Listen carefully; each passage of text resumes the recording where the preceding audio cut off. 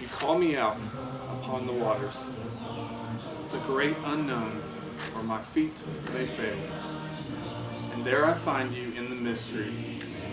In oceans deep, my faith will stand. Over the last several weeks now, we've been quarantined and isolating ourselves from the world. And I hope these videos have helped you maintain hope and maintain your strength in Christ.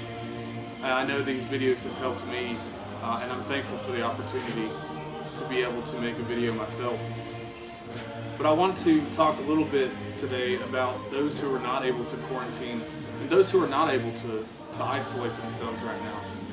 There are several professions that still have to get up and go to work every day, and it's scary right now. Healthcare is a big one, as we all know, but I know there are others like truck drivers, electricians, construction workers. I'm not going to attempt to name all the ones that are still working through all this. And I selfishly make this because I am in the healthcare industry, but I hope to offer some encouragement to those who are still working, who are not being isolated, or those who have loved ones and are worried about them, those who are scared, because it is a scary time. The hospital, because I know a little bit about it, the hospital is a very scary place right now. People are overworked, not just nurses, but your everyday staff is overworked. There's a lack of protection, especially in the hot areas like New York or Chicago, places like that. And there may be a feeling of underappreciation, or maybe you feel underpaid for the risk that you're taking to take care of people. It's hard to stay motivated when all this is going on.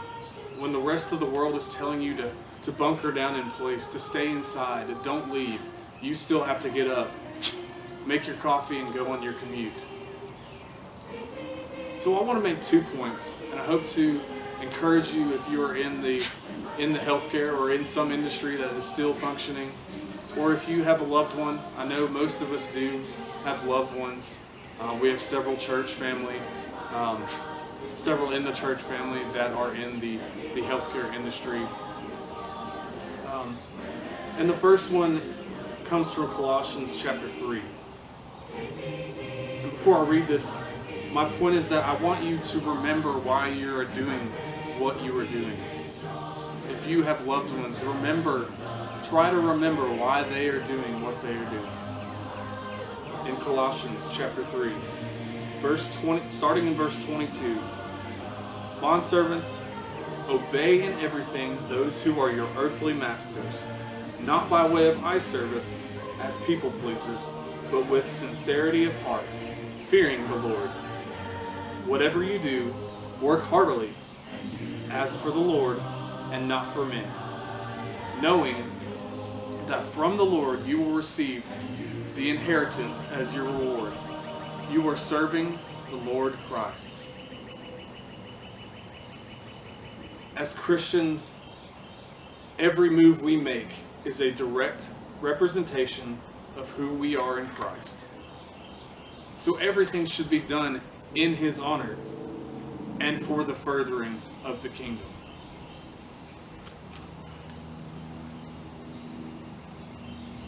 What you or your loved one is doing right now, working in the hospital, in an unsafe place, it matters. Whether it be holding a frightened hand, giving medication, transporting goods as truck drivers, building houses, keeping the electricity going for everyone, you name it, it matters. It only makes sense if we know that what we are doing is for the Lord, that we do it with a joyful heart. And I know this isn't easy, but it's a good reminder.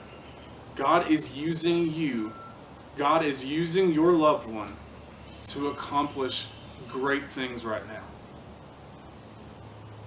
This is a scary time, but you are a tool for Christ. And the second one is to remember who is in control. This is particularly hard for those in the medical industry maybe some other professions that I don't know about. But the medical field is a field where your actions or decisions are a huge deal. It can mean life or death. It's easy to get burned out when you feel like you must manage or control everything. I must give the right medication. I must do the right thing during this crisis. In a time when everything is chaotic, it's hard to remember who is ultimately in control. Because when it really comes down to it, you have no control over what happens to your patients. I mentioned earlier that we should always do our best, but we surrender our overall performance or work to the Lord because God is in control. My last verse, Isaiah chapter 55.